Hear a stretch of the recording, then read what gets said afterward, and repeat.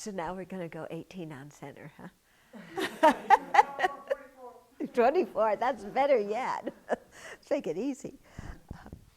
Okay, so I thought just to relate a little bit the discussion of conceptual and non-conceptual with the 4 establishments of mindfulness, okay? Because we've been studying both of those. So when you're being mindful of the body, for example, when you're just doing a body scan and, observing the sensations in the body, that is non-conceptual there, yeah. But then when you start forming opinions about it, I like this sensation, I don't like that sensation, my back hurts, I'm going to have a permanent injury if I don't move within the next, split second. Those kinds of things, those are conceptual minds, okay? So it's very helpful, especially when you're having some kind of distraction in your meditation, to ask yourself, is it conceptual or is it non-conceptual? Okay? So you might say, oh, well, I have an itch here. Okay, that's fine. Can you just feel the itch without scratching it? And just, be aware of the sensation and then let it go. Now already you're sitting here listening like this. But, but watch the mind that thinks it's just paying attention to the itch, but is actually making up a story about it, such as, I can't stand this any longer, okay?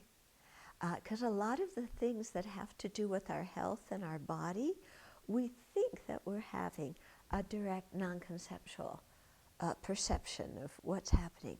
But actually, it's our conceptual thought, that's going on. Yeah. So it's very helpful to just stop and notice that.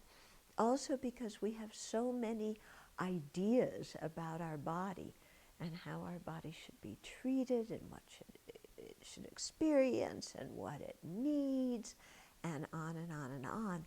And these are just our ideas. These are not, direct experiences.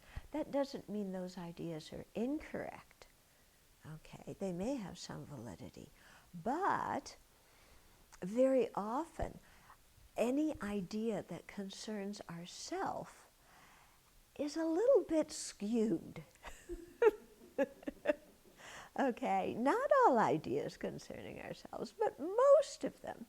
Because if we would apply the same idea to somebody else, it somehow doesn't have the same oomph behind it. If it does, then, there's not going to be any exaggeration going on. But if, kind of what we think about our body and what it needs and so forth, versus other people's, if there's some difference going on there, then either we're, exaggerating the importance of ours or totally neglecting others in a way that's not healthy. Okay, but trying to get it somewhere in the middle there and to assess what ideas, what conceptual minds about the body are actually true.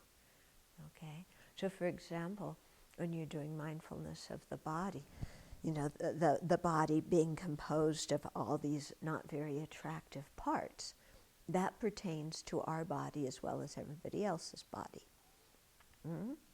Okay, so that kind of goes across the board. It's not that other people's bodies are filthy and mine is pure, or mine is filthy and theirs are pure. It's not like that. It's across the board.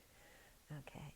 When we get into the thing of I need so much protein, I need so much sleep, I need so much this and that and the other thing, there we find that we're mostly talking about me. We're not too often talking about everybody. Okay, so there might be some skewedness. Is that a word? Skewedness? Might be some mess up exaggeration in there. Okay. And so same thing, with mindfulness of the feelings, just being aware of pain, pleasure, and neutral feelings. and to see if we can be aware of them without creating a lot of conceptualization about them. Okay? Now again, some conceptualization is good, you know, and is very useful when we start being aware that all the feelings, you know, none of them are ultimately satisfactory. That's coming from a conceptual understanding. That's quite good. That's what we're supposed to be doing. Yeah. But when we get into mindfulness of the feelings and then, I want this feeling and I don't want that feeling, that's the really negative kind of conceptualization. Okay? So again, this whole thing between direct perception and conceptualization and then evaluating the concepts, which ones are accurate, which ones are skewed or exaggerated. You know, this is a really big part of our practice, you know. And when we engage in it, then we really get to know ourselves very well and really start to understand how our mind operates. You're looking very serious.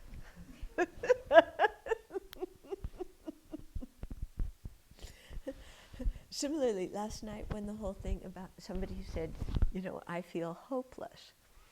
Hopeless is a conceptual mind. Okay? So then you have to go, is it a realistic one or is it a completely ridiculous one?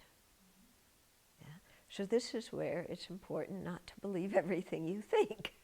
Yeah, you know, just because that idea is in my mind doesn't mean it's accurate. Yeah, but to stop and assess what's accurate, what's not accurate.